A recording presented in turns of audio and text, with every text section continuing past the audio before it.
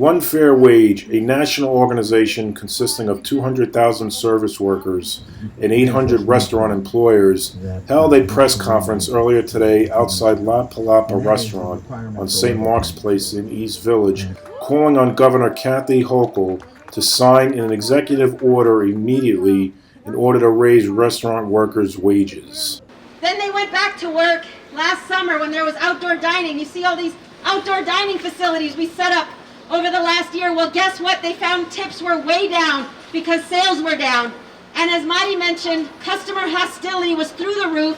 I'm sure you've seen the news reports of servers getting beaten and shot. We've heard of workers getting bricks thrown at them. We've heard of workers being spit at for trying to enforce COVID rules. And women, hundreds and hundreds of women in New York being told, take off your mask so I can see how cute you are before I decide how much to tip you. This changed the issue from being an injustice to being a matter of life and death.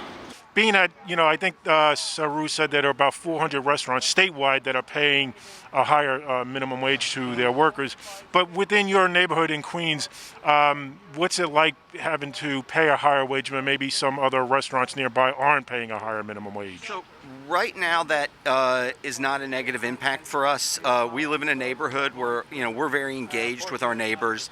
And a lot of people in the neighborhood look to us to be a leader on lots of issues, whether it's being, following all the safety protocols during COVID.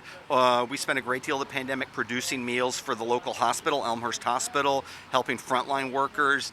And so people in our neighborhood expect us to hold a certain standard. And so for us to come out and say we're going to hold ourselves to a higher standard in how we treat our workers, it's kind of on brand for us. And so it's one of the reasons that people in our neighborhood patronize us, because they want to patronize the kind of place that cares about these issues. When you first started adopting and paying a higher wage, minimum wage that is, was it very challenging at first? And how were you able to respond to that? It was challenging. I have to say that if we hadn't had some of the help, with the PPP and stuff like that from the federal government, it did really make a big difference to move to this sort of much more equitable model now with COVID.